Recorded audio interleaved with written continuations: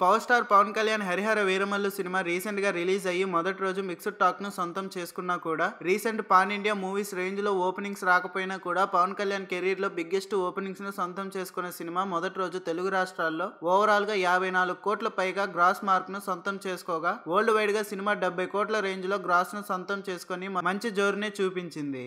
తెలుగు రాష్ట్రాల హవా అనుకున్న రేంజ్ లో పర్ఫార్మెన్స్ కనుక చేసి ఉంటే సినిమా వసూలు ఇంకా సాలిడ్ గా ఉండేవి. ఇక సినిమా బాక్సాఫీస్ దగ్గర రెండో రోజున తెలుగు రాష్ట్రాల్లో వర్కింగ్ డే ఇంపాక్ట్ వలన కొంచెం ఎక్కువగానే డ్రాప్స్ ను సొంతం చేసుకున్నా కూడా ఓవరాల్ గా ఈవినింగ్ అండ్ నైట్ షోలకు లైట్ గా డీసెంట్ ట్రెండ్ ని చూపించడంతో మొత్తం మీద 12 నుంచి 13 కోట్ల రేంజ్ లో గ్రాస్ మార్క్ ని అందుకునే అవకాశం కనిపిస్తుంది. ఇక సినిమా కర్ణాటక రెస్ట్ ఆఫ్ ఇండియాలో ఓకే అనిపిస్తూ అమెరికాలో ఎక్కువగానే డ్రాప్స్ ను అందుకోగా థియేటర్స్ దగ్గర ఆఫ్లైన్ లెక్కలు బాగుంటే మొత్తం మీద ఇప్పుడు రెండో రోజున వరల్డ్ వైడ్ గా 16 నుంచి 17 కోట్ల రేంజ్ లో గ్రాస్ ని అటు ఇటుగా అందుకునే అవకాశం ఉంది. ఫైనల్ ఆఫ్లైన్ టికెట్ సేల్స్ ని బట్టి కొంచెం అటు ఇటుగా ఉండొచ్చు.